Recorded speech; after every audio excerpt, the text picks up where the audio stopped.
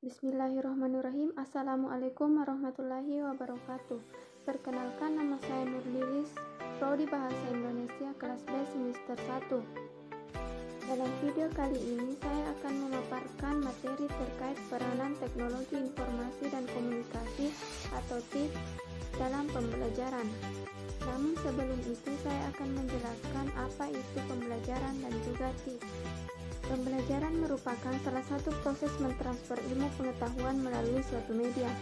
Media dalam pembelajaran beraneka ragam seperti misalnya guru, buku, atau pen media yang sudah canggih seperti media elektronik atau komputer, internet, LCD, televisi, e-book, dan lain-lain. Di sini ada dua pendapat pakar yang saya ambil terkait penjelasan pembelajaran. Yang pertama menurut Witherington dan yang kedua menurut Muhibin. Untuk penjelasannya dapat kalian perhatikan pada layar kalian. Selanjutnya saya akan menjelaskan pengertian TIK. Teknologi informasi dan komunikasi adalah segala kegiatan yang terkait dengan pemrosesan, pengelolaan, dan penyampaian atau pemindahan informasi antar sarana atau media. Di sini juga ada dua pendapat pakar yang saya ambil mengenai pengertian TIK. Yang pertama menurut Susanto dan yang kedua menurut Eric Gessen. Untuk penjelasannya dapat juga kalian perhatikan pada layar kalian. Jadi dapat disimpulkan pembelajaran berbasis TIK merupakan pembelajaran yang memadukan antara suatu proses pembelajaran dengan penggunaan media pembelajaran. Media tersebut bersifat teknologi baik itu berupa internet, penggunaan video, LCD atau infocus dan lain-lain. Nah, adapun peranan teknologi informasi dan komunikasi atau TIK dalam pembelajaran, yaitu bagi pendidikan. Pertama, sebagai infrastruktur pembelajaran, yang kedua yaitu sebagai sumber bahan ajar, dan ketiga sebagai alat bantu dan fasilitas pembelajaran, keempat sebagai skill dan kompetensi, yang kelima sebagai sumber informasi penelitian, yang keenam sebagai media konsultasi, ketujuh sebagai media belajar online. Kemudian saya akan menjelaskan poin-poin peranan TIK dalam pembelajaran. Yang pertama yaitu sebagai infrastruktur pembelajaran.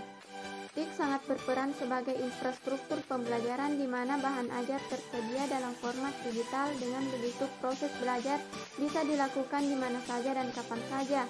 Para murid tidak harus terpaku belajar pada tempat dan waktu yang telah ditentukan. Saat senggan dan sedang berada di tempat umum, mereka tetap bisa belajar melalui gadget mereka. Yang kedua yaitu sebagai sumber bahan ajar. Ini sumber bahan ajar para tenaga pendidik tidak hanya bisa didapat dari buku saja. TIK juga bisa dijadikan sebagai sumber bahan ajar yang mengikuti perkembangan zaman. Ada banyak bahan ajar yang bisa didapat dari seluruh belahan dunia sehingga ilmu yang didapat pun lebih banyak. Kemudian yang ketiga sebagai alat bantu dan fasilitas pembelajaran. Tidak lagi menggunakan papan tulis dan kapur. Kini proses belajar mengajar telah didukung oleh TIK. Sebagai alat bantu dan fasilitas pembelajaran, TIK akan membuat proses belajar mengajar lebih mudah, lebih inovatif dan menyenangkan. Cara tersebut juga dikenal efektif karena lebih modern. Untuk itu para tenaga pendidik juga wajib untuk mengikuti perkembangan teknologi supaya bisa mengajar sesuai tren yang sedang berkembang.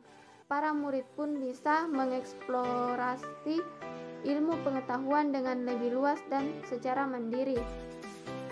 Yang keempat yaitu sebagai skill dan kompetensi. Penggunaan TIK harus profesional. Maksudnya adalah TIK bisa masuk ke semua lapisan masyarakat, tapi disesuaikan dengan porsinya masing-masing. Jangan sampai TIK untuk masyarakat berpendidikan universitas diberikan kepada masyarakat pedesaan yang rata-rata memiliki latar belakang pendidikan rendah. Yang kelima, sebagai sumber informasi penelitian. Proses penelitian dalam dunia pendidikan jadi lebih mudah dilakukan berkat adanya TIK sebagai sumber informasi. Keberadaan TIK juga membuat penelitian seseorang jadi bisa dimanfaatkan dan diketahui oleh orang lain. Hal tersebut akan berguna untuk mencegah terjadinya penelitian yang serupa. Yang keenam, sebagai media konsultasi. Internet banyak dimanfaatkan sebagai media berkonsultasi dengan pakar yang berada di tempat lain. Baik tenaga pendidik maupun pelajar sama-sama bisa memanfaatkannya untuk mendukung kegiatan belajar mereka langsung dari pakarnya tanpa harus mengeluarkan biaya mahal. Kemudian yang terakhir atau yang ketujuh yaitu sebagai media belajar online. Belajar bisa dilakukan di mana saja, termasuk secara online menggunakan internet.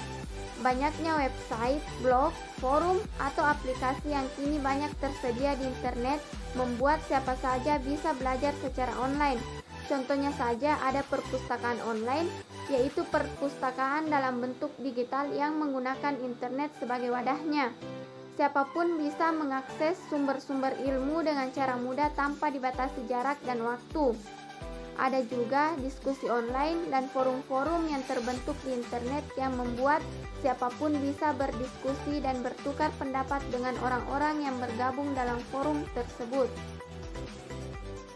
Adapun kesimpulan dari materi saya yaitu pembelajaran berbasis TIK merupakan pembelajaran yang memadukan antara suatu proses pembelajaran dengan penggunaan media pembelajaran. Media tersebut bersifat teknologi, baik itu berupa internet, penggunaan video, LCD, atau infocus, dan lain-lain. Mengetahui banyaknya peranan teknologi informasi dan komunikasi di bidang pendidikan tentunya bisa meningkatkan kualitas hidup masyarakat yang akan berdampak pada kemajuan suatu negara. Diperlukan tingkat kesadaran untuk mau menerima kemajuan teknologi dari semua lapisan masyarakat, terutama tenaga pendidik dan pelajar sebagai generasi penerus bangsa. Semoga semua manusia bisa memanfaatkan kemajuan teknologi dengan sebaik-baiknya, guna mendatangkan manfaat yang banyak bagi manusia itu sendiri maupun lingkungan sekitarnya. Cukup sekian dan terima kasih. Semoga apa yang saya paparkan dapat menambah wawasan dan pengetahuan teman-teman. Wassalamualaikum warahmatullahi wabarakatuh. Jangan lupa like and subscribe.